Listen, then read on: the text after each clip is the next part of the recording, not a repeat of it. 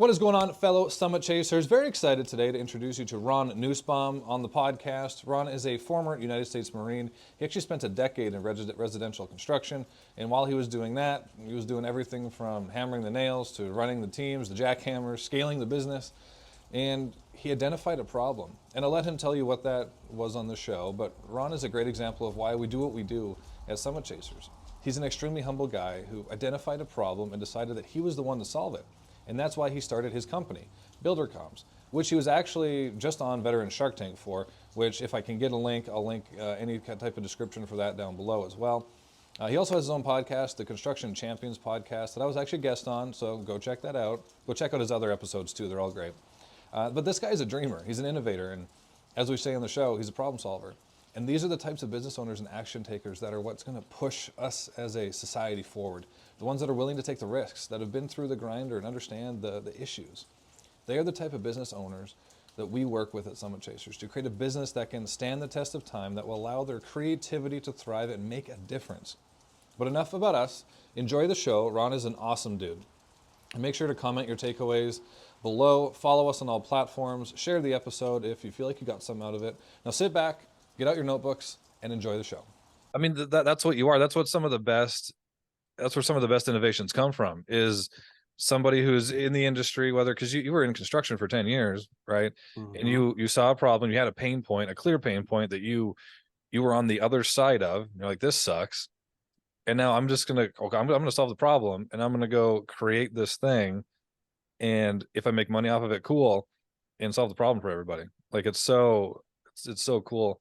And obviously we're just jumping into this, so there wasn't which is great. But Ron, thank you so much for coming on the show, man. I loved being on yours. I love your story. I love the mission that you're on, and I love the product. I scoured your product quite a bit beforehand. I had a couple of my own managers look into it, and they love it. Right. So it's awesome. So why don't you tell everybody a little bit about yourself and how BuilderComs came to be? Yeah, so it's great to be here, Zach. Thank you for having me. I'm a problem solver, is what we were just talking about. So I'm a United States Marine that spent over a decade in residential construction, and now I own a software company. And those are some dots that people typically want connected because they don't quite. It's a big job. But what happened was, while I was in residential construction, I've done everything from running the jackhammer to running the company, sales, leadership, management, been to 8 figures plus. And there was one thing that I could pretty much guarantee every day, and that was aggravated customers, pissed off customers, upset customers, whatever we want to say. Is like the industry is just known for, we tend to make people not happy. And that's not what I wanted to do. And I was like, well, let's dive into this. Let's figure it out. Like, why does the construction industry have such a bad reputation when it comes to customer experiences? And what I found out was it's really never the guys. It's never really the company. It's very rarely the work. What it came down to was communication problems. So I was like, problem. Communication. So 100%. So when you say communication, sorry, I didn't mean to cut you off. When you say communication, elaborate a little bit on communication. What type of communication? Was it lack of, poor communication? What kind of communication are we talking here? So I think you can reach your hat into that bag and pull out anything that you want. So, too often I heard was like, hey, Ron, we wouldn't even be standing here having this conversation if I would have just known. Or why didn't somebody follow up with me?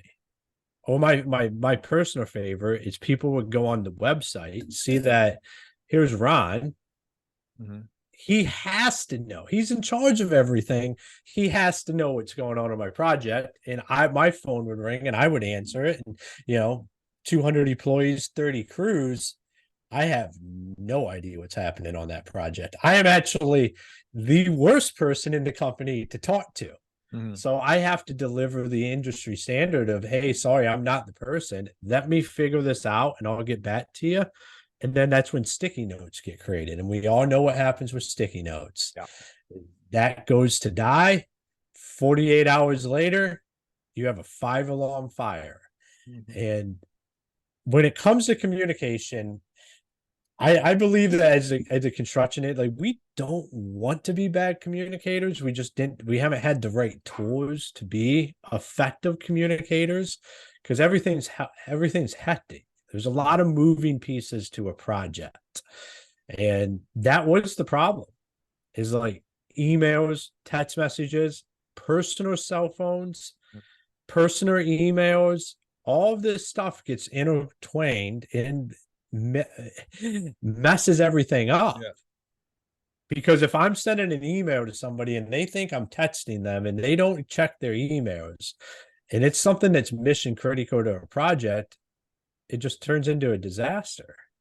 So when you talk about what exactly is the communication breakdowns, that's really a bag of pretty much everything that you could figure breaks down with communication. And there's a lot of stuff we can also train on Hmm. that you have to have without any software or without any systems. Like you have to understand how to be a good communicator. And I think that's what really drove me to be the problem solver on this one because I felt like I was a good communicator. Like it wasn't like I was trying to be bad at this. I just wasn't set up for success. It was just something like sometimes you just suck at things. And when an industry has that reputation, it's really hard to overcome that. So that's where BuilderComs was born out of. I absolutely love that. And communicate, I mean, and that's the same with, I mean, anything. Effective communication is it's what connects the dots, right?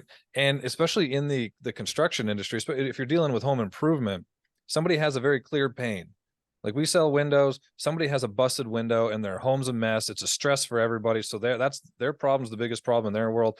And as the installer or sales rep or whatever it is, right, you have something go wrong, that's the biggest problem to you. So then there's a lot of opportunities for miscommunication, whether it's lack Mm-hmm. of poor words chosen, lack of empathy, or like you said, I chose to email them, but they're checking their text messages, whatever it is, right? So I gotta know. And I love this topic of it's almost like a David and Goliath thing, right? Because if you look at history, some of the best and biggest innovations that have ever come out in any industry came up from the little guys. You don't see these huge companies taking these big risks innovating industries anymore because they're safe. They big risks for them are big. There's some big pitfalls to that, right? The rewards don't the rewards aren't more than the risks. So for you, what was the straw that broke the camel's back where you were like, I gotta step away from doing the construction stuff and I gotta get into the construction SaaS industry and solve this? So there's a few different things that conspired for that to for that to happen. It's like when you're chosen to do something. So for one, I decided I was going to be the one to go do this. And I went out, so I'm knocking on some doors. I heard a lot of no's because I am like just this dude I'm just this Marine that worked in construction. And here we are. Now I'm going to be in software. You can imagine what that's like when you're sitting at companies trying to figure out how you develop the software. And originally what this started out as in my mind was just like air traffic control for communication. Like I was just trying to figure out how do I get the right people talking to the right people. And now it's grown into a complete communication tool where not only do Yeah. we have the right people talking, we do pictures, video, all this stuff that to begin with wasn't even like necessarily in my whatever. I just thought this is the solution because I wore the boots. Yeah. And fighting that down got interesting. But I finally found the right people that were like, hey, you are the guy. Let's do this and let's build this together. So I got accepted into the 10X incubator. 23,000 companies applied. I was one of less than 100 that made it in there. And I'm one of 5 that have actually made it to market with a product. That led to my relationship with Project 10K and Jared Yellen, who Mhm. believed in me from day one and was like, let's go build this. He has the experience in SaaS, in building software, in scaling it that I didn't have. So that right there was like, okay, we're on the right track. And then it came down to, I had to make a choice.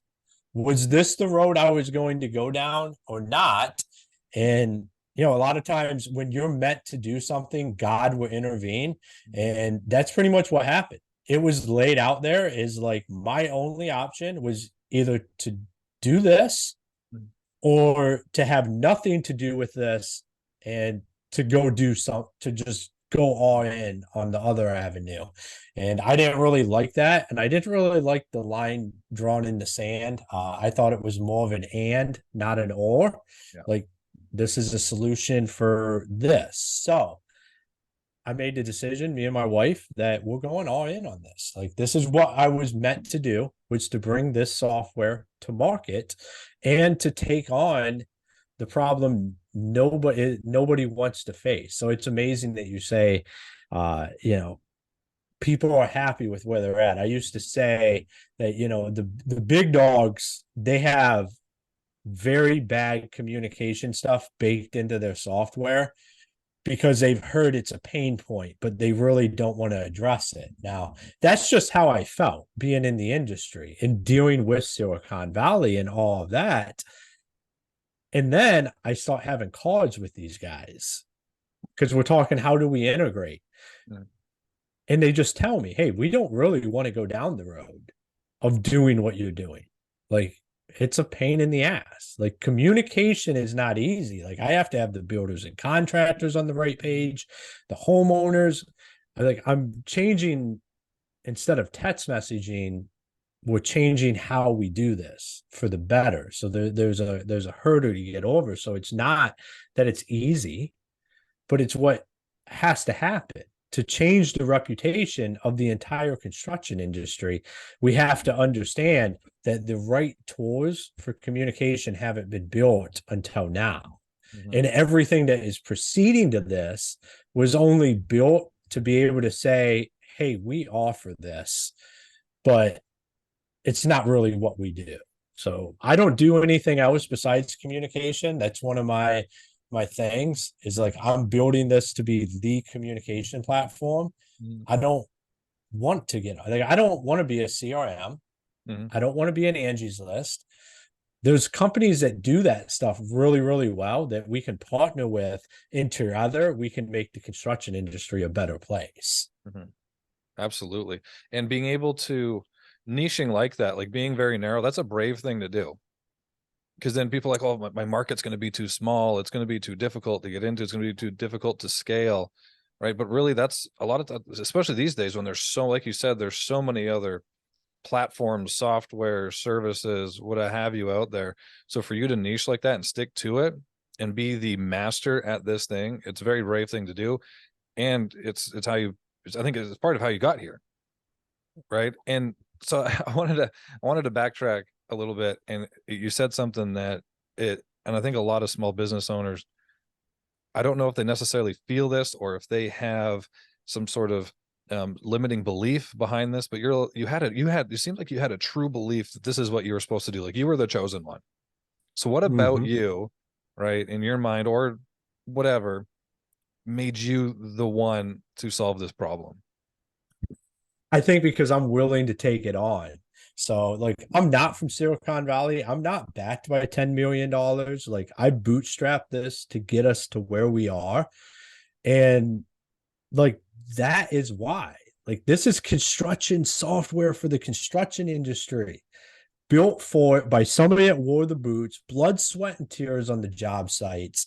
I've been there, and I built something to fix this. And that's why I'm the one to go do it, because no one else is doing that. Now, I've met some guys in my journey, and there's more Ron Nussbaums coming up now that'll like, screw it. I can build my own solution and I can bring that to market and actually solve the problem. And I think that's powerful. And I think the more of that we have in any industry, in any business, if you're the one with the pain point, be the damn problem solver. Like, solve the problem. And then if it's something that is scalable, if it's something that does have value and brings value to that industry, go after it. Like, why not do that? Mhm. If there's anyone listening to this who would be interested in investing in a company like that, the passion that you have like a very clear mission. Like as you build a team, unifying them and aligning them behind this mission is going to be very easy for you, because you're Mm-hmm. very clearly you 100%, and I believe you 100% that you are the one to solve this problem.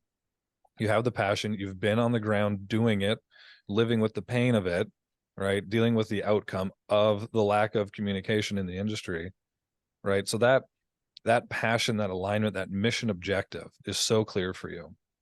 And has it always been that clear, or has it grown and become more clear over time? I think if it's not growing and becoming more clear or just maturing, then like we're not doing the right thing. Like we've matured as a company, I have grown. Like I have this whole target of $100 million company, doing a 9-figure exit from this. And like that in detail and makes me have to evolve. Like I have to become that man. Like it's not like the company starts to encompass that. I think we can lose this from a business owner's perspective, is like we think the company is what evolves, but it's actually us as the leaders that have to evolve for the company to go where it needs to go. And I think if you're not like where we were at 6 months ago to where we're at now is a direct reflection of my willingness to continue to learn and continue to evolve myself.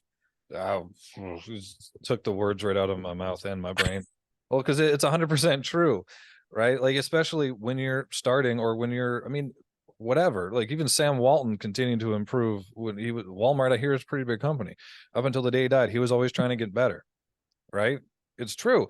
And I think when we're starting a business, I think that's one thing that a lot of entrepreneurs miss, is that you, like you said, they are the leader. You're the one leading by example. You're the one driving the ship and directing the ship. You're the one that has to be the innovator. You're the one that has to look in the future. You're the one that has to hold the line and the vision and the mission. And if you're not constantly improving yourself, if you're not constantly trying to innovate yourself, you will fall behind. You will not get to where you want to go. You can't just do it you can't get so lost in the weeds that you're just spinning in circles, not improving yourself. So what do you do? You don't have to give exactly your regimen, although you gave me some of your regimen before. We're not going to talk about ice baths or anything like that.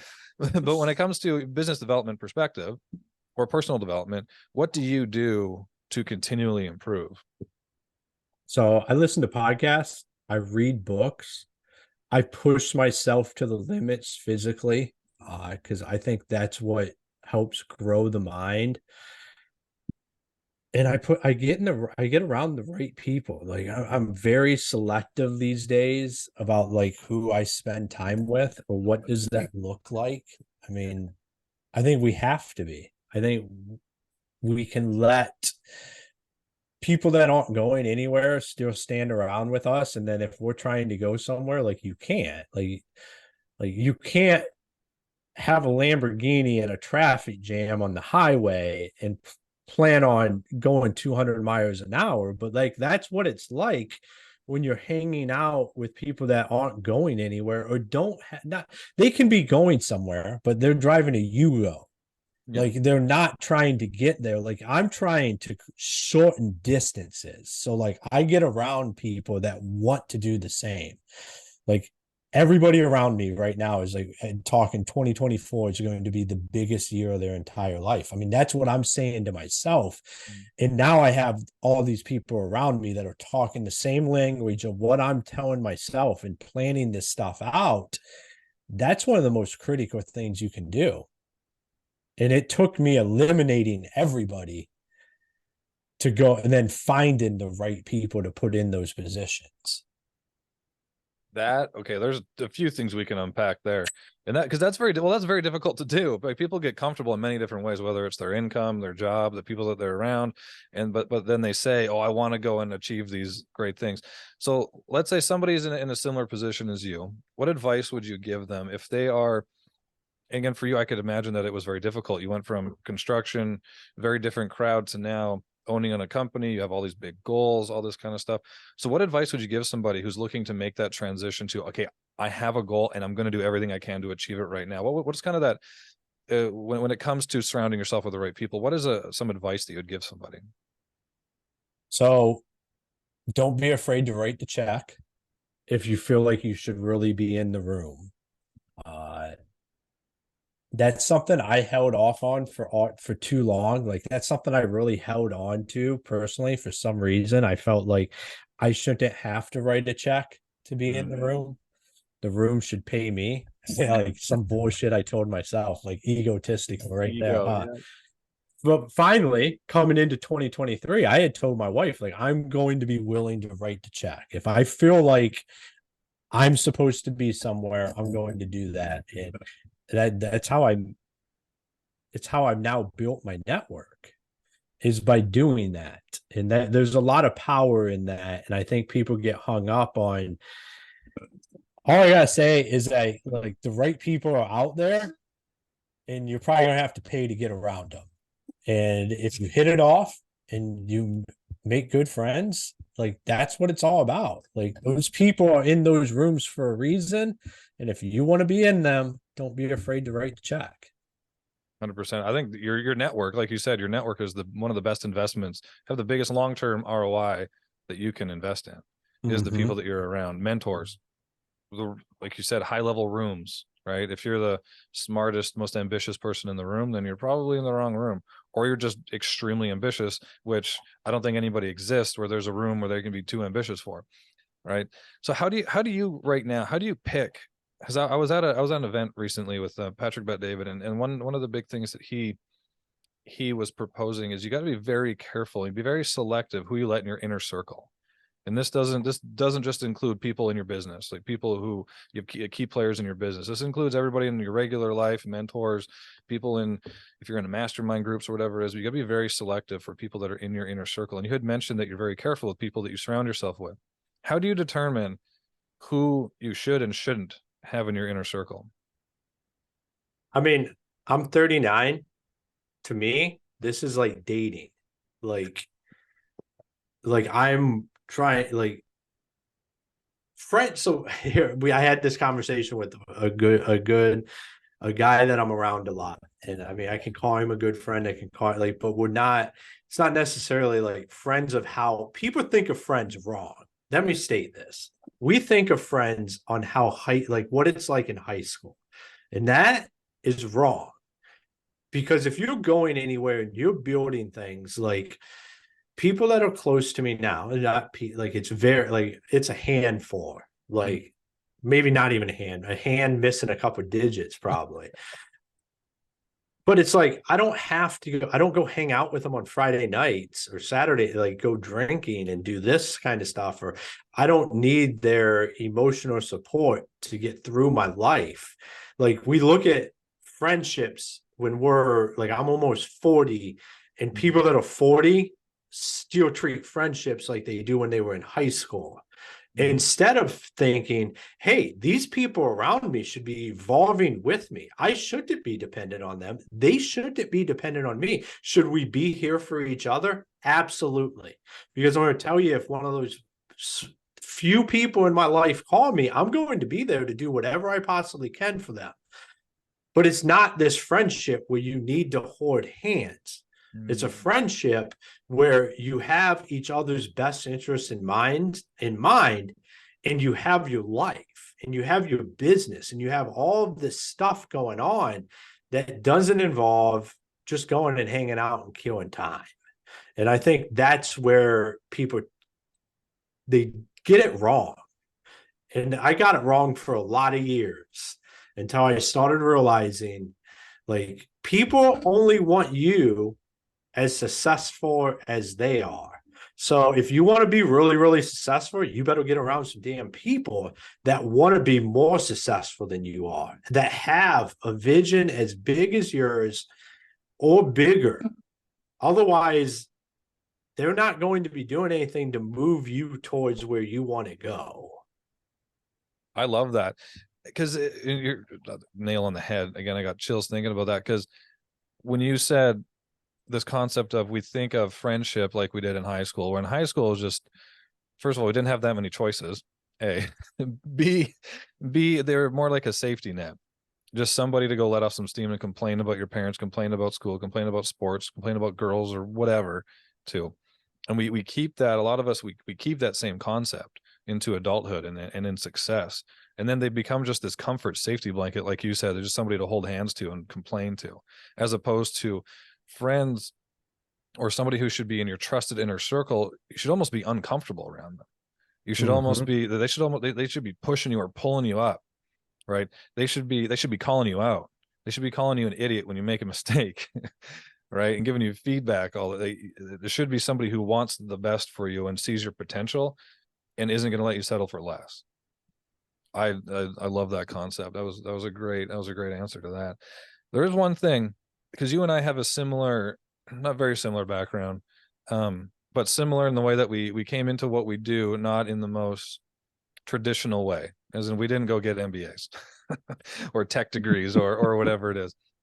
And you had said something when we first started, where you would get into rooms and you would think, or you would have at least a fleeting thought of, why are these people talking to me? Right. And that's something that I have. That's something with a lot of business owners, even people that I've worked with when I consulted with Hewlett Packard, even people high up, they had the same issue. They didn't come from a very, again, traditional, they didn't have the MBAs, didn't have the schools, the degrees, or even a ton of specific experience, but they have great experience and they're smart and they're very good at what they do. And they have this imposter syndrome where they're like, why am I in this room? Right? Why? I don't deserve the success. Right? Is that something that you struggled with? If so, how did you overcome it? I mean, it's something that everybody struggles with, and you're just constantly pushing through. I think I I don't necessarily think I overcome it. I just accept it, because I accept this is the reality and this is where I'm supposed to be at. Like, the universe is never wrong. It's going to put me in the right spot, but it's up to me to figure out what is the outcome and then to take the action to create that. So you're never bigger. Yeah, the moment's never bigger than what you can be. And I'm quoting somebody there. I don't know who, but give them credit. But that's the Sounded good. truth. Like, what was that? Sounded good. Yeah. Well, I mean, like, that's like, if we're meant to do stuff, you have to accept that and then like go do it. I'm a firm believer that God won't give you a vision or put you in a room that you can't handle. It's up to us to have an understanding of what that looks like. Like, it's never going to be a moment that you can't handle if you only if you don't let yourself. Like, you can let yourself not handle it. You can get in your own head. You can't do that. You just have to accept reality. And the reality is the decisions that we have made have led to this moment right here. And I don't care who you're standing across from or who you're talking to. They're a grown-ass man, woman, just like you. And they're trying to create an outcome as well. You know what I have learned from being, I'm a pretty intense individual. I've thought I'm intense. And I got around some people that are highly successful, and those people are intense. Like, they understand where they're going, what's happening, and how everybody fits where they need to fit. So it's like, you understand that kind of stuff and you can have these conversations. It don't matter who it is.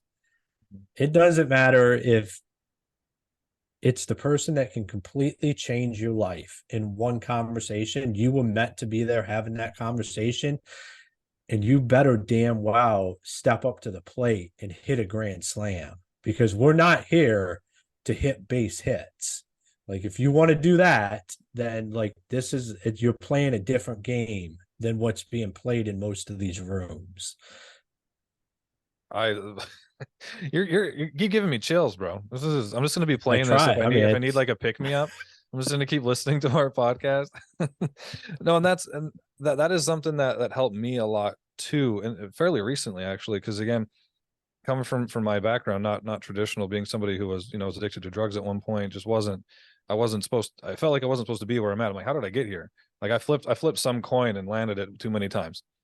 Right. But exactly what you just said, the choices I made and the people I've met, the relationships I've built have put me here for a reason.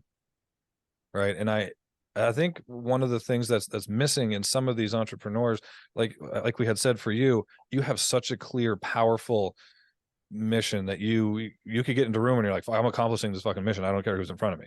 Right. Like I know I'm the best guy to do it. I'm the one to do it. Like I don't care who you are. Right. I'm gonna do it. And I don't mean that you're being derogatory to anybody, but I'm saying you're not going to let yourself feel that way because you have such a powerful mission. I think some of these entrepreneurs and business owners, I don't think they fully grasp or understand their own purpose. So then that's almost, it allows that imposter syndrome to get into their head a little bit more because they don't have this idea or this concept of like, I'm accomplishing this because I'm the one to do it. And I don't have any other choice. And that's just what's going to happen. So I think that's a huge lesson. And I absolutely love that. So here's a question I meant to ask earlier. What was the difference? So you ran a lot of companies, right? And you're in the Marines, ran some companies, and then you started your own business. What was the biggest difference from running a big team from a business that wasn't yours to running a team now that you created yourself? So, I mean, at first, that's the reverse of imposter syndrome. Like when you do something like that, you have to take a step back and understand you're no longer that big dog. Like now, here I am on day one. I feel like I have all this knowledge. Like this is a hurdle I had to overcome. Was like I felt like I had way too much knowledge to be in some of the rooms that I was allowed to be in, and I should be in other rooms. Like, but this is where you're at.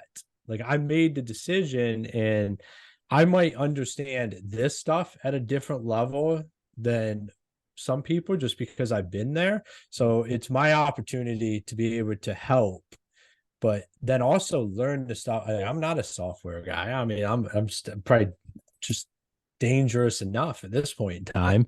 I'm team hates it when I get on the website and think we need to do some edits, and I'm just dangerous enough to get on there and do it.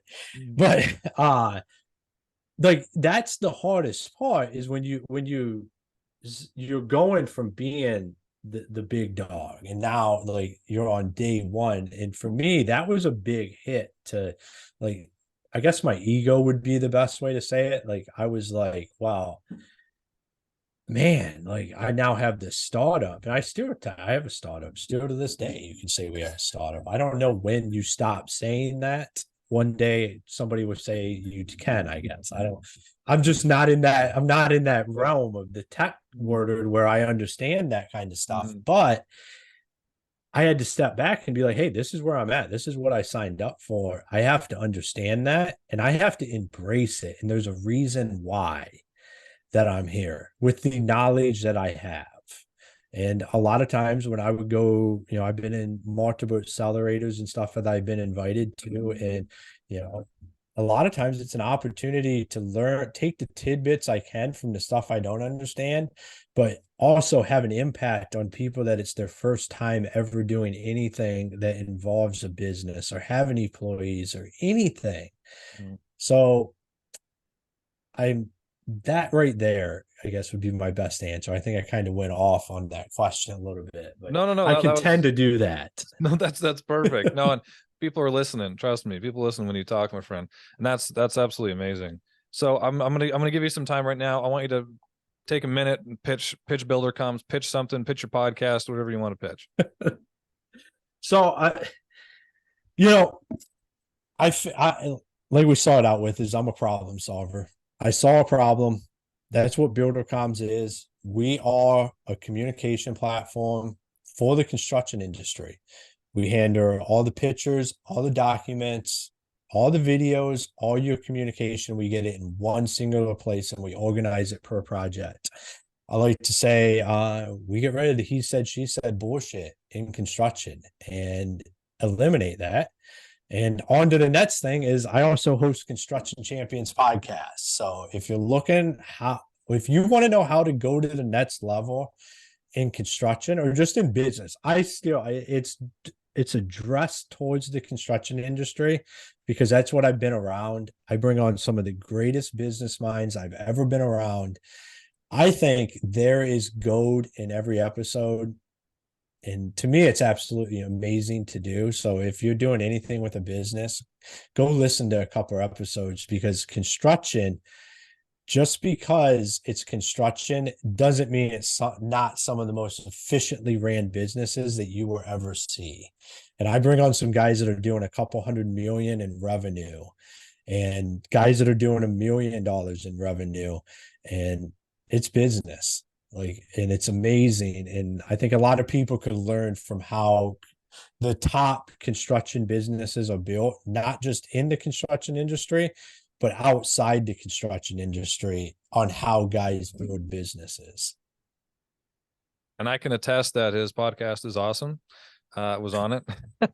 No, but he really is, and he has some great stuff in there. It's not just we this was a lot of great content. A lot of it was motivational. A lot of it was very how to get out of your own way, how to create something great, and that's what a lot of his podcast.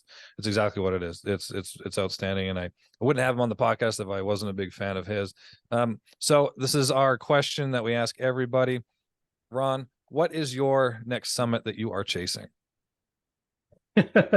So, my first public announcement of this, because I committed to my accountability partner last week, is I'm going to write a book in 2024.